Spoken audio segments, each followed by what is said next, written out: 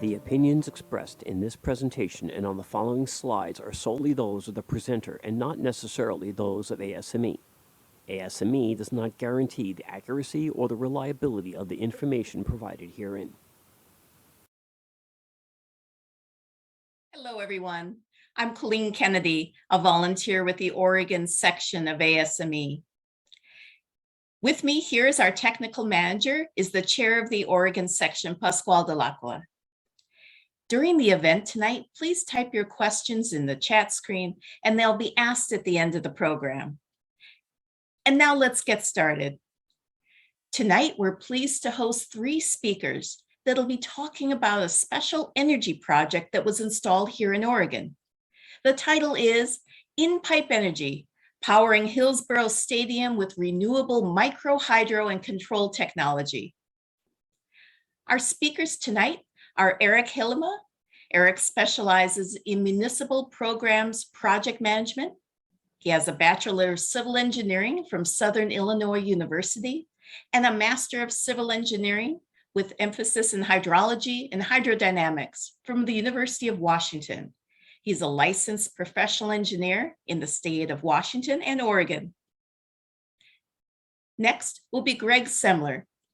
Gregg is a veteran entrepreneurial leader with extensive experience in clean energy and water sectors. He was also the president, CEO, and founder of Lucid Energy and the first CEO of Clear Edge Power. Gregg earned his bachelor's degree from Columbia and an MBA from the Dartmouth Tuck School of Business. Our third speaker is Kyle Petrocine. Kyle is a senior project manager on the renewables team at the Energy Trust of Oregon. He manages the hydro portfolio, guiding projects through the development process and supporting the small hydro market. He's passionate about economic development as well as environmental stewardship. His background's with experience in renewable energy, resource utilization, environmental engineering, program management, and facility engineering. He has a Bachelor of Science in Chemical Engineering from Oregon State University. And now we'll go over to our first speaker, Eric Hielema. Welcome, Eric. Thank you, and thanks for inviting us. We're really excited about this project. It's a great thing. I think there's a common theme here among sustainability projects, and that is doing the right thing. And I think now is a wonderful time to be an engineer where you have the opportunity to build projects like this. Okay, so the thing I want to highlight here real quick is the partnership. So obviously, City of Hillsboro, InPipe Energy, the Energy Trust of Oregon, and PGE, of course. And without any of these partners, successful sustainability projects are really an impossibility, because you have to have all the stars align to make things right. And I'll get into that a little bit. So go ahead and hit the next slide, Kyle. So what we're going to cover tonight is I'm just going to do a quick overview of Hillsboro Water, talk about why InPipe is in Hillsboro and what's required for successful sustainability projects.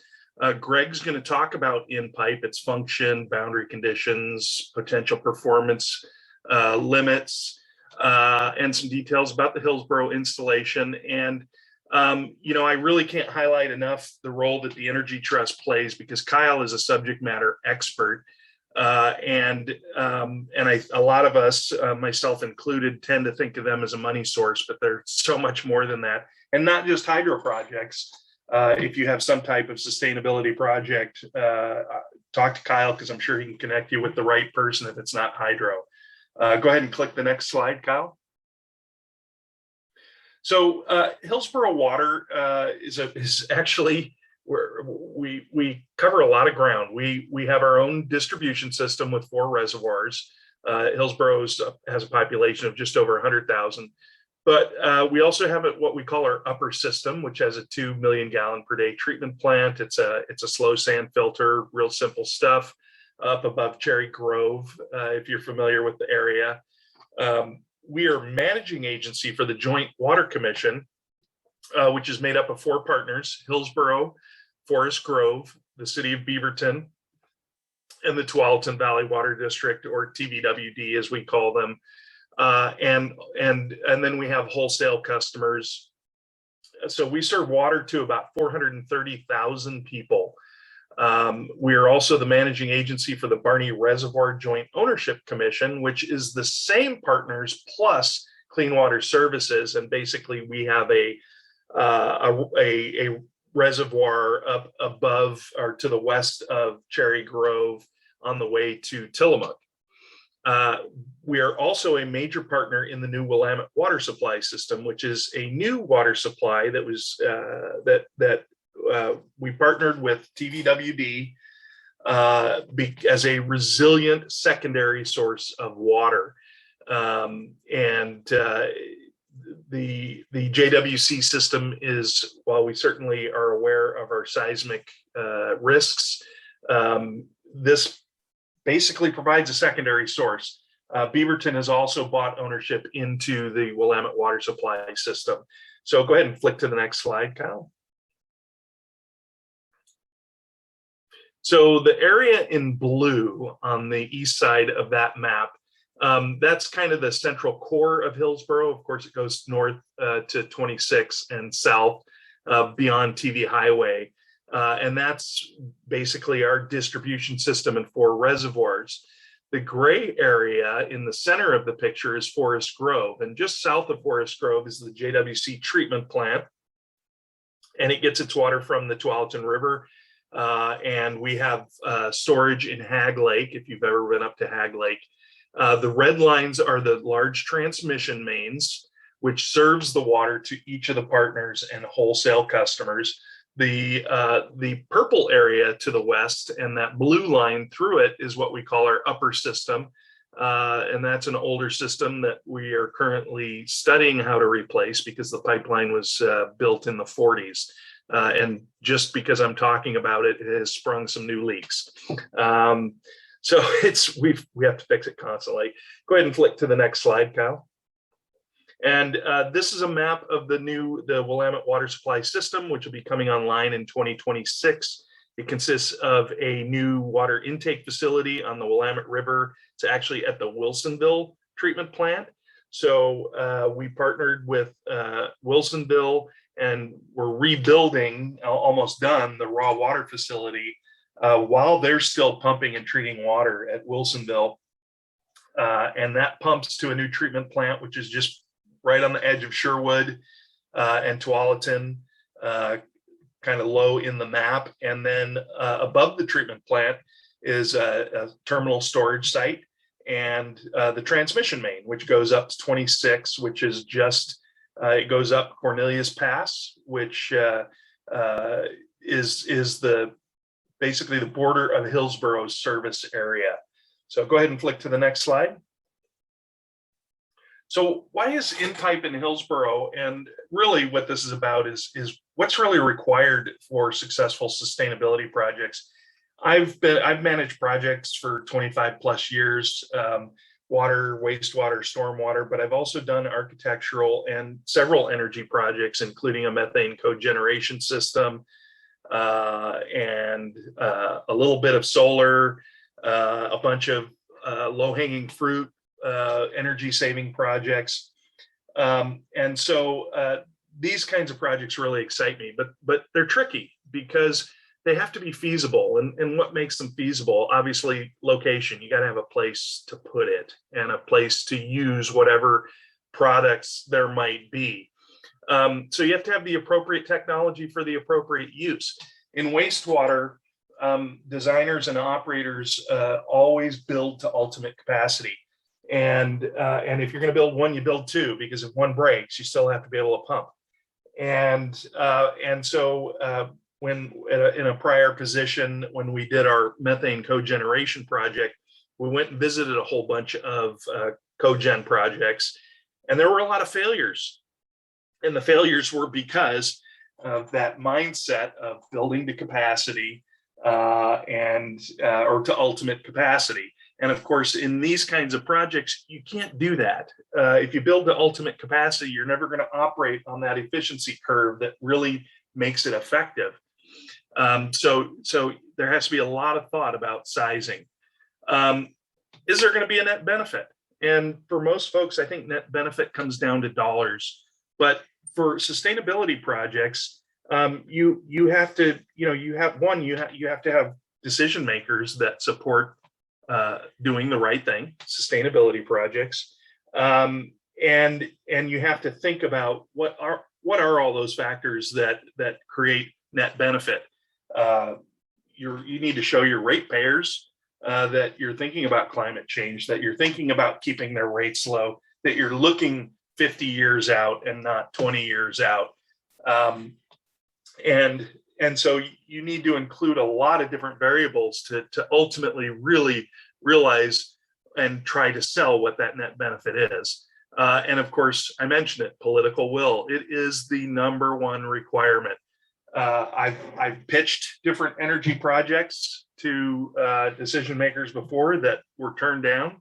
But the ones that have been executed, everybody feels really good and everybody pats themselves on the back because it feels good to do these kinds of things. And if you don't have that support, it's a real hard path to hoe.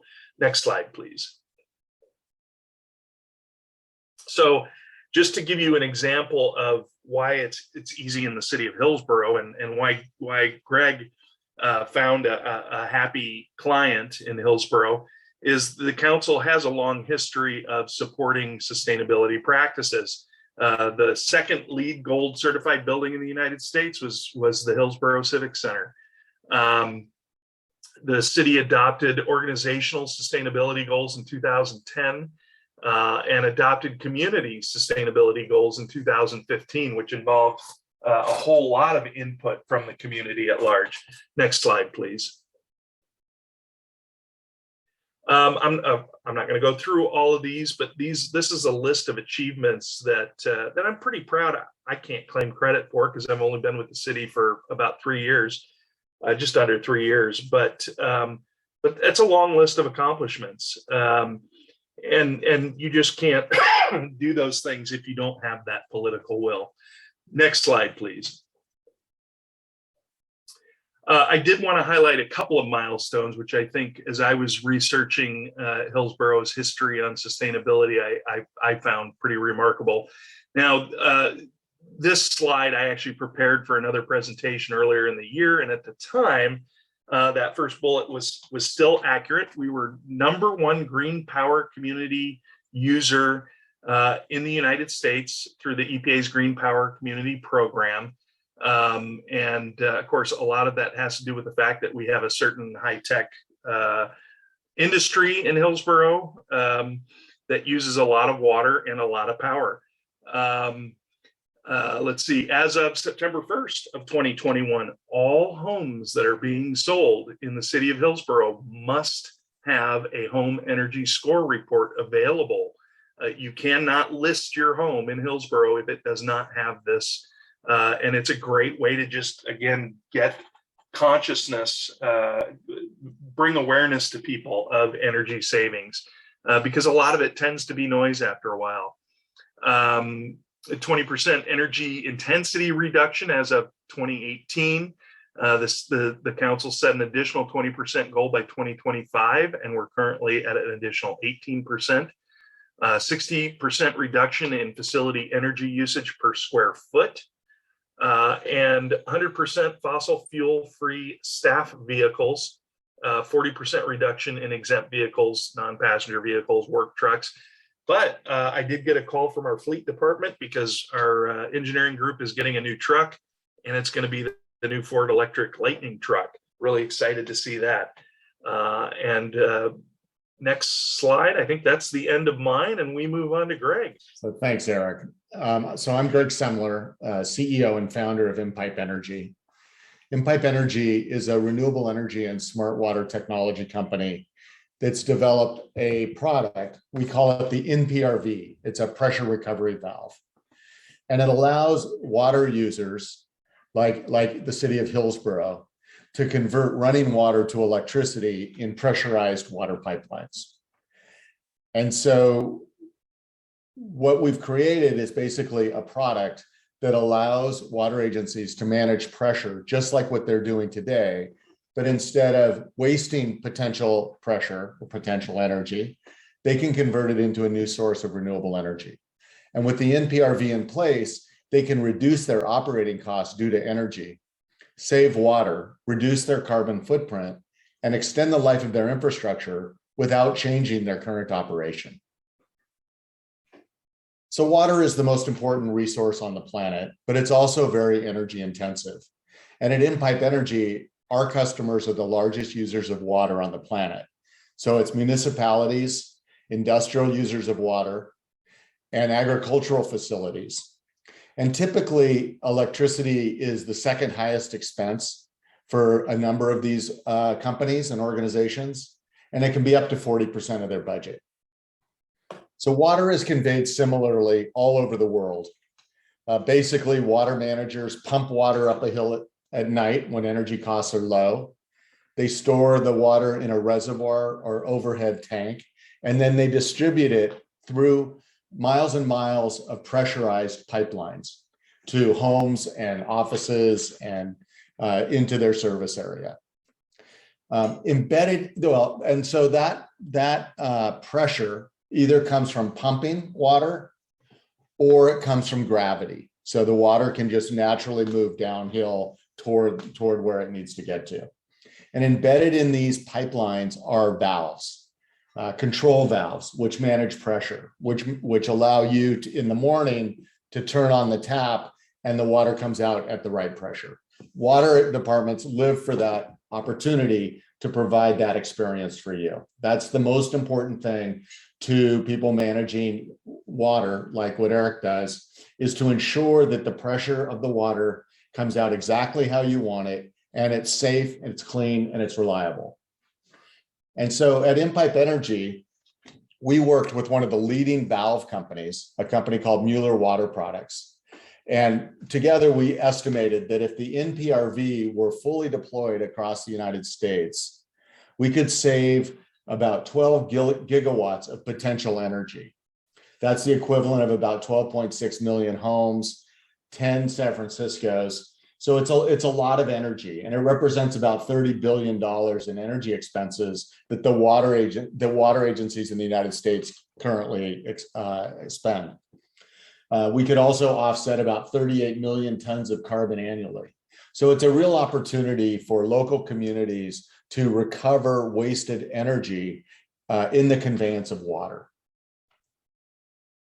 So this is a typical control valve. Water departments like Hillsboro have, 10, 15, 20 of these. Others have hundreds or thousands, like Portland Water Bureau has hundreds of these.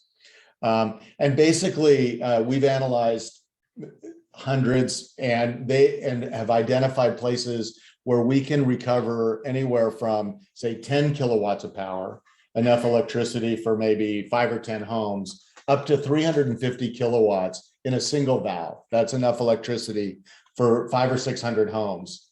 So it's a significant amount of energy that could be recovered through the In-PRV. This is the inside of a pressure reducing valve or a control valve. And the valves that are being used by water agencies today basically use a mechanical mechanism. It's a diaphragm that is set to take out a certain amount of pressure. So if upstream you have, let's say, 150 feet of head pressure and you need it to be 60, water managers set the valve to take out that difference. And that's done through a mechanical mechanism similar to the brakes in your car. So essentially, it uses friction to burn off that pressure. So this is a picture of the In-PRV co-located in an existing pressure control valve facility. So there's a pipeline and a typical control valve, which you see in blue. And then you see the In-PRV, which is located in a bypass surrounding the valve. There is a control panel software which manages the system. And then there's a grid interconnection cabinet, which basically takes the electricity from the In-PRV and delivers it to the grid. And so what the In-PRV is it's basically a combination of a micro hydro turbine with state-of-the-art pressure management controls integrated with a software system that safely and reliably manages pressure and then sends the differential pressure. So the difference between the upstream and the downstream pressure is converted by the microturbine to renewable energy, and then it's sent to the grid. And so it's a very sort of straightforward, practical approach to recovering wasted energy in the conveyance of water pipelines. And it allows water departments to have a choice. Literally, it's a redundant system to what they're currently doing. They have a choice whether to break pressure using their existing system or to use the In-PRV and produce renewable energy. In addition to the system itself that I just described, the In-PRV also provides real-time data. So 24-hour data on flow, pressure, energy generation, and carbon reduction, all in real time that can be managed by the water department or sent to a remote dashboard. And because this is hydroelectricity, it's really the lowest cost source of renewable energy. So this is how the In-PRV works. So basically what we do is we identify where these control valves are located, and we install a bypass. And water departments are used to bypasses because it builds redundancy in their system. And so we build a bypass for the In-PRV. The In-PRV is made up of a flow control valve, a turbine, a microturbine, and a generator, a pressure reducing valve, exactly like the one that the water department has, only brand new. And it has sensors, it has a control system, and then it has a grid interconnection cabinet. And so once the system is fully installed, the water department sets the requirements about how much pressure needs to be taken out and when, and the control system understands that. And so it's constantly monitoring flow and pressure. And when it reaches that threshold, the flow control valve opens up and water naturally flows into the bypass where there's a microturbine that spins. It spins a generator, which has a cable that goes to the grid interconnection cabinet. And it's connected using the exact same standards that have been established by the solar energy industry. So the electric utilities find it acceptable. So the water flows through the microturbine where a lot of the pressure is converted to energy. And then there's a pressure reducing valve there to ensure the water manager that the pressure is exactly what they need it to be when it goes back into the main pipeline. And so all of this is done automatically and consistent with the requirements of the water department themselves. That's how it works. So a lot of times what happens in the conveyance of water is that there is variability. And so especially in larger cities, there can be variability, let's say anywhere from 5 million gallons a day of water up to 25 million gallons a day of water in the same place on the same day. But it can also be seasonal. And so water managers, it's very challenging to keep up with the demand around water infrastructure and all the things that happen within a city. So we've designed the In-PRV to be able to deal with the variability of what water departments have to deal with, so we can maximize the opportunity to recover energy.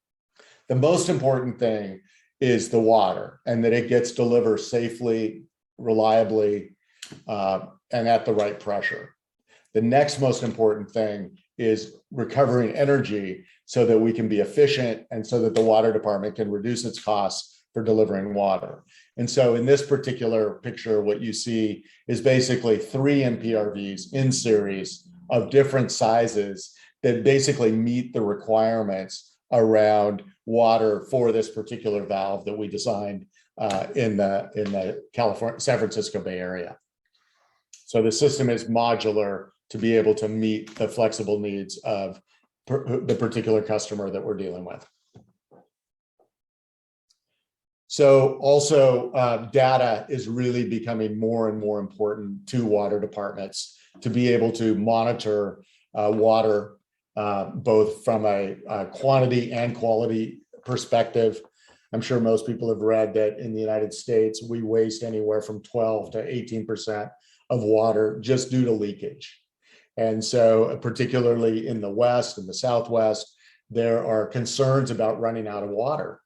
And so we have a system in place, the In-PRV, that can provide real-time critical data on a secure basis to water managers so that they can measure upstream pressure, downstream pressure to make sure that the valve is operating correctly, flow rate, making sure that the upstream flow rate going through the In-PRV is correct, and the power output.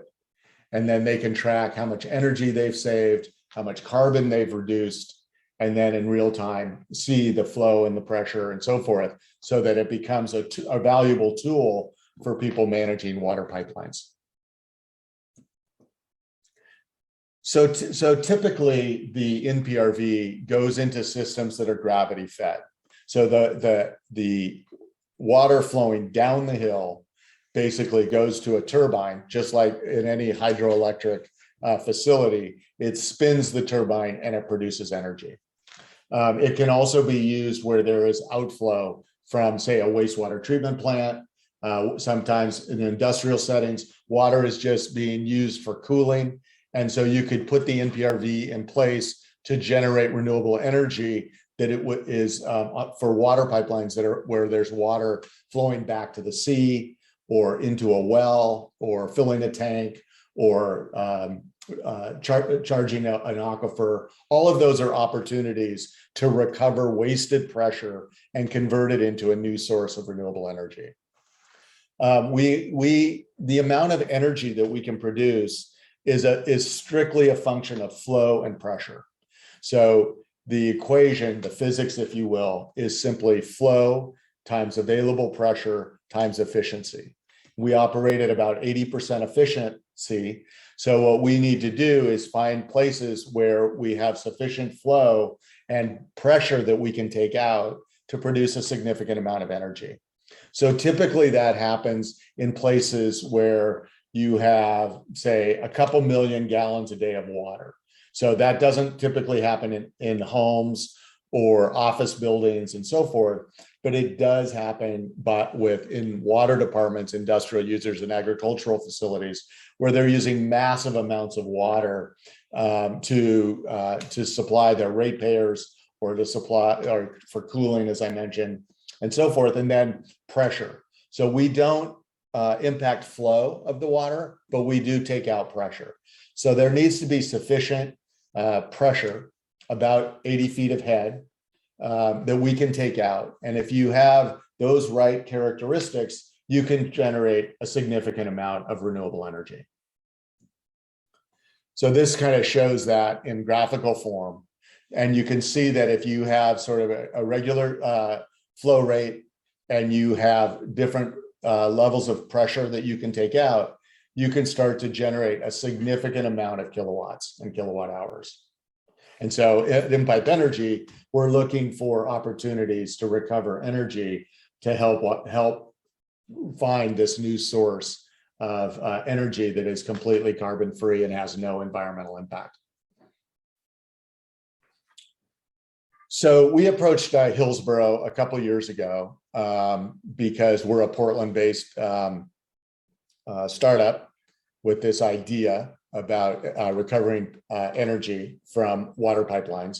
And we know how innovative the city of Hillsboro is and focused on sustainability. And it was very interesting. Right away, the city of Hillsboro embraced the idea. They said, we get it, we'll buy it.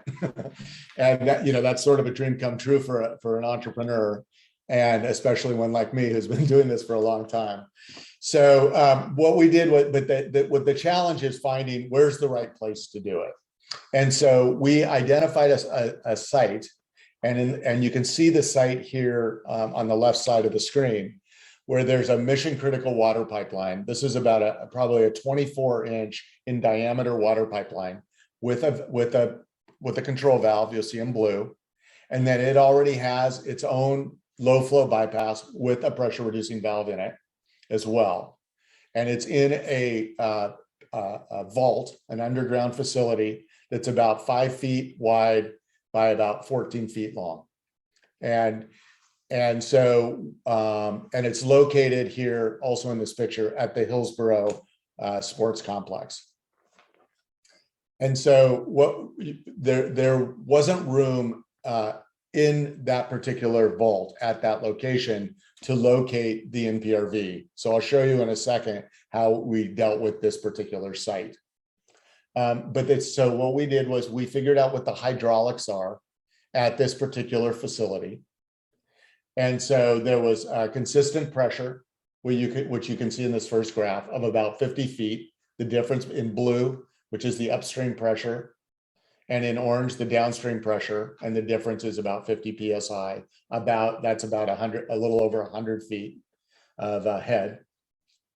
And then the flow rate we looked at over a year, and you can see the variability of the flow rate, but you can see that it's pretty much always running. There's always seems to be water running through there. So we took that data and we converted it to what you see in this graph, which basically shows the energy in blue over that period of time. So we took the flow data, the pressure data, and converted it into essentially monthly energy production. And you can see it's pretty consistent in terms of the usage at that particular site. And so then what we do is we match those hydraulics to a microturbine. And microturbines are very sensitive to variability, and they have a certain operating range where they can efficiently produce energy based on flow and pressure. So we match that up with this particular facility. And then over here on the In-PRV layout, you can see the existing vault with the In-PRV, with the existing layout with the pipeline and the bypass and the various valves. And so what we did was we built our own vault for the In-PRV and bypassed the existing system. And so if you look closely, you can see the In-PRV in place with the valve and the microturbine and the generator all in this vault, which is about 5 feet by 8 feet in size. So again, over here on the left was the existing system. In the middle here is the In-PRV in place, and in blue you can see the valve, and in yellow you can see the microturbine and the generator. And what we did was we connected this generator to an electrical panel underneath the Hillsboro Stadium here in the background of this picture.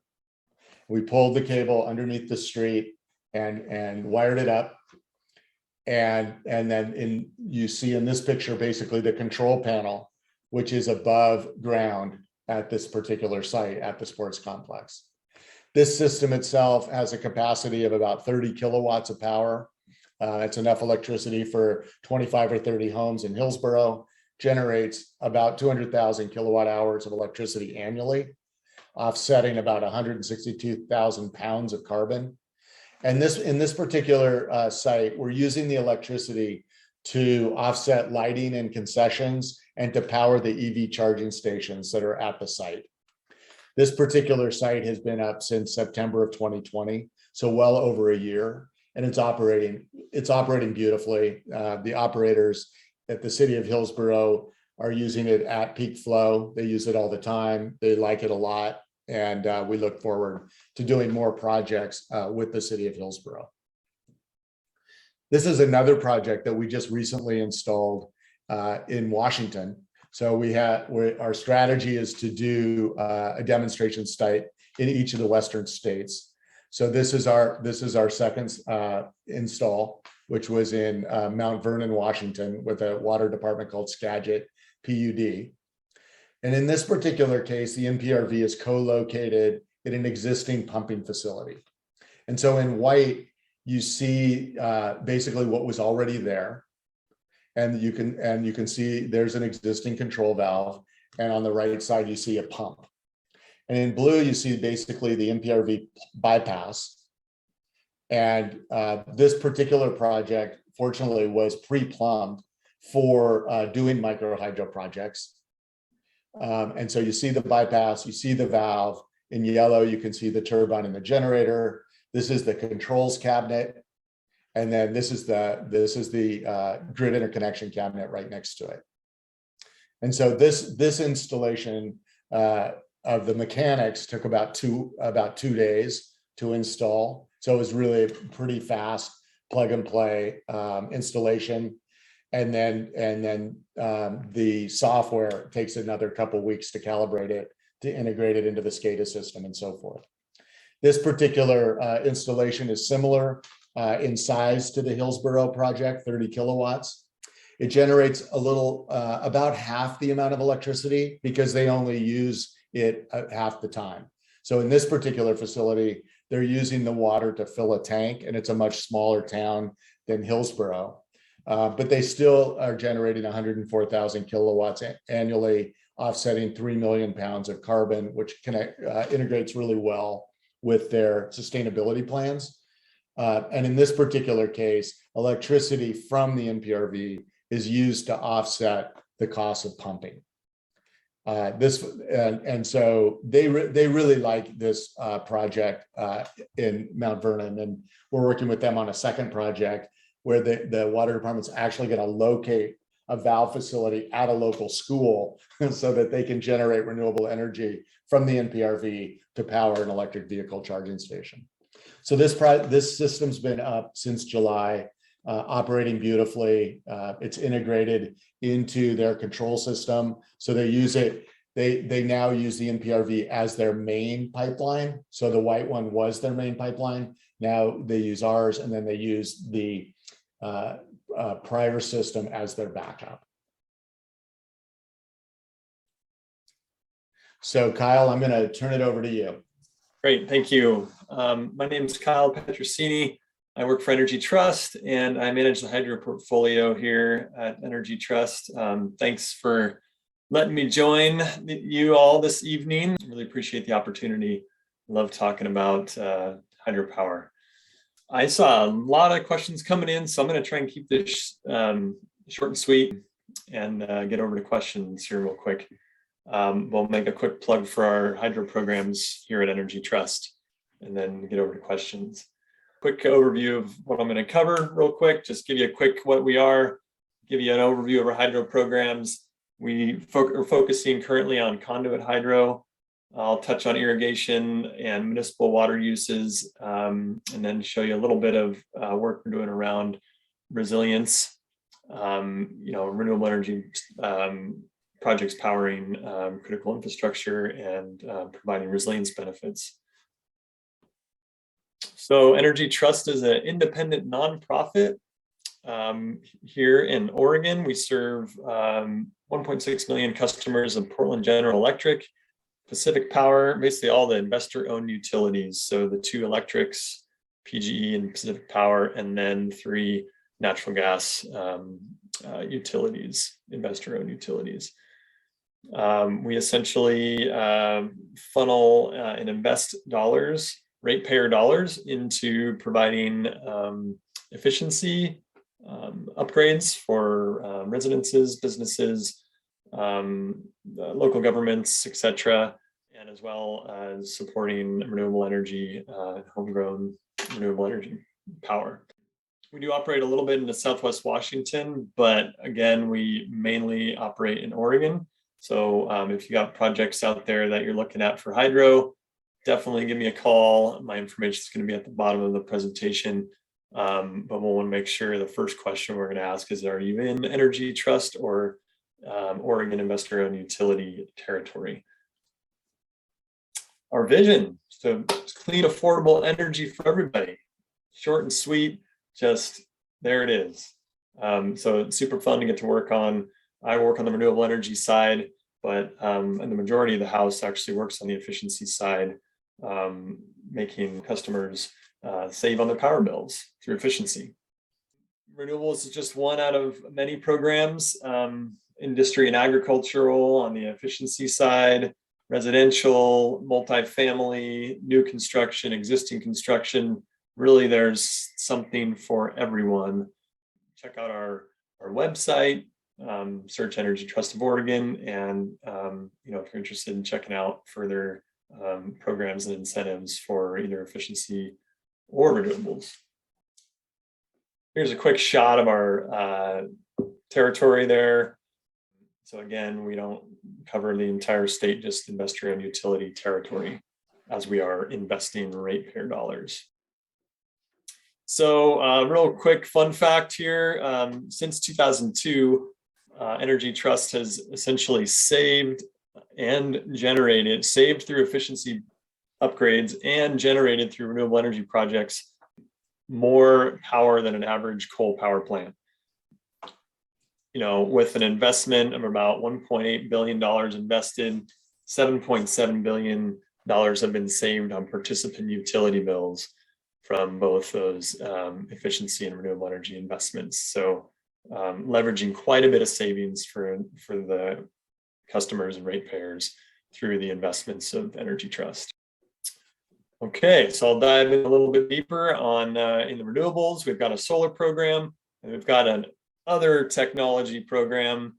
And within that program, we're mainly focused on hydropower and bio projects, biomass, biogas, anything that can create some renewable electrons to be put onto those IOU investor-owned utility grids. So for the hydro program, I'm going to briefly touch on the two types of incentives and assistance we have for helping these hydro projects move along and get built. And then I'm going to touch on irrigation modernization, municipal water, and then again on some resilience research that we're working on. So project development assistance. This program exists to basically help projects move along in the development process and get to the point where they're ready, shovel ready, permits in hand, ready for construction. So we can bring in 50%. Currently, we've got a lot of funding in PGE territory, and we can go up to 75%, but we traditionally provide cost share on 50% all the way up to $200,000 per project for grant writing, feasibility work, design work, interconnection application, preparation and studies and permitting work as well. So it's a really awesome program to help move projects through what has historically been a lengthy and kind of onerous project development process.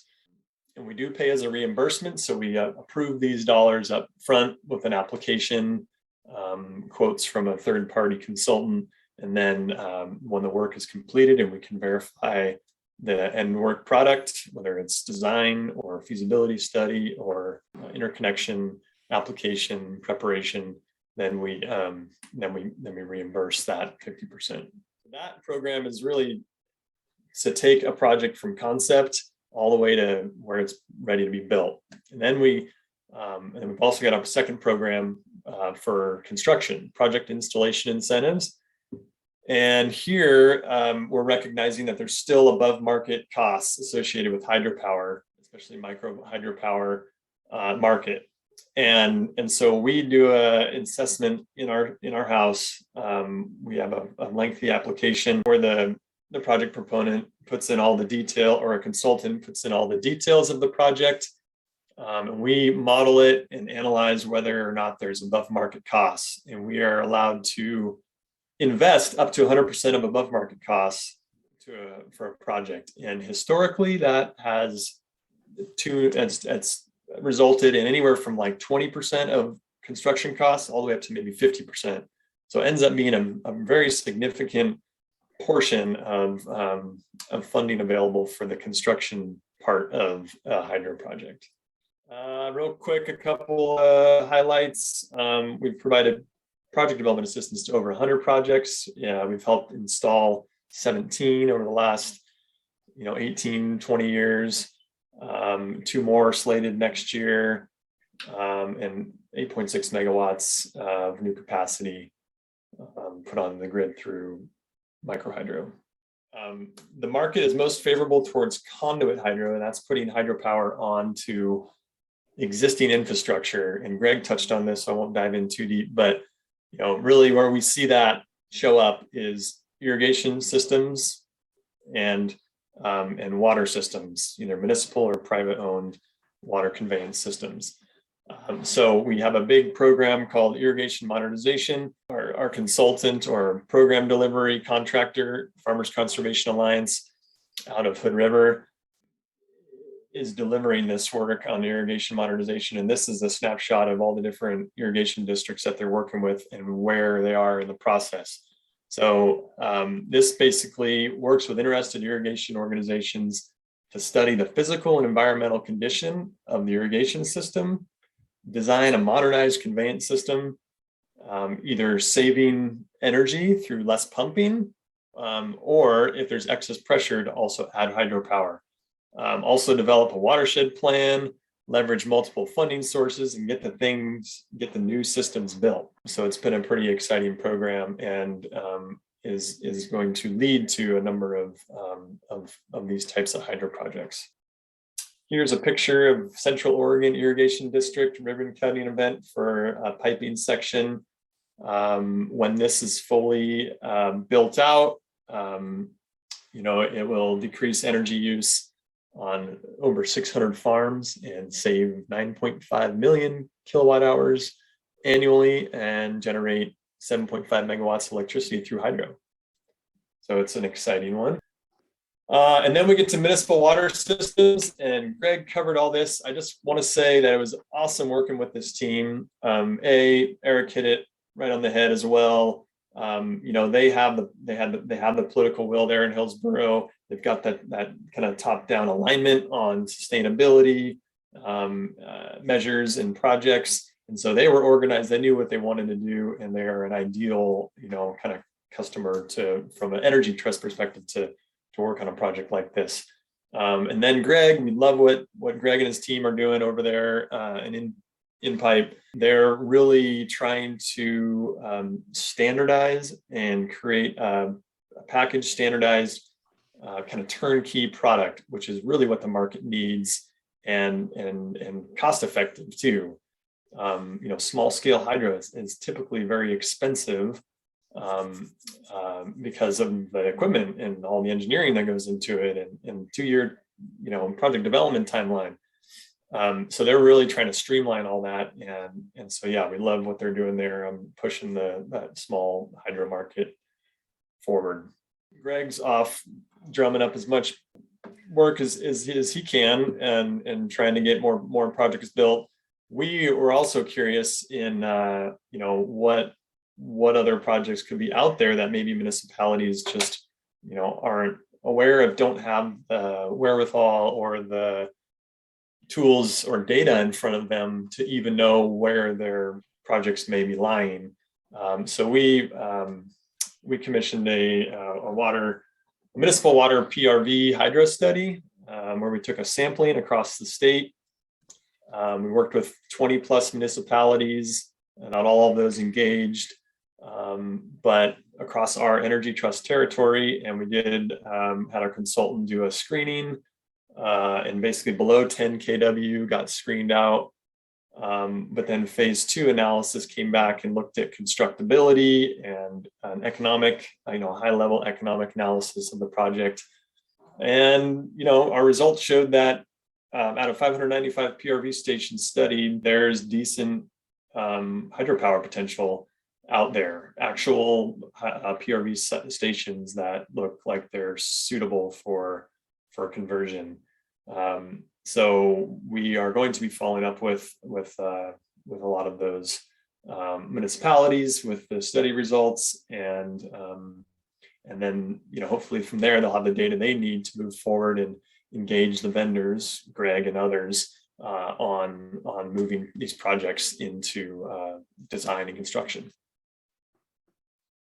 Touch on resiliency real quick, and then we'll get into questions.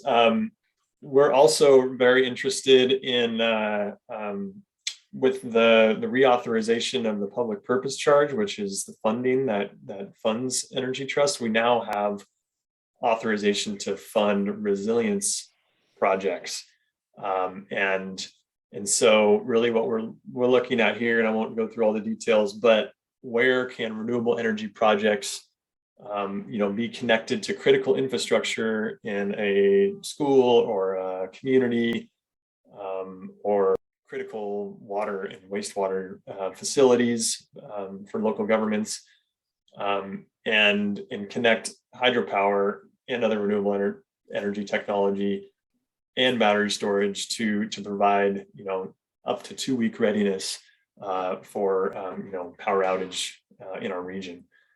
So this is a really exciting new line of work that's just kind of getting going, but it's you're going to start hearing these resilience buzzwords all over now, and really that's where it's headed, is powering infrastructure with some renewable energy resources. I think I'm going to call it there. I'll jump over there, and there's my email. If you have a hydro project and you want to see if it's in Energy Trust territory, please shoot me an email and we can talk about it. We'd love to do what we can to assist and move your project along. And thanks to Eric and Gregg for letting me join you tonight. Thank you, Kyle, Eric, and Gregg, so much for that great presentation on the topic we have tonight.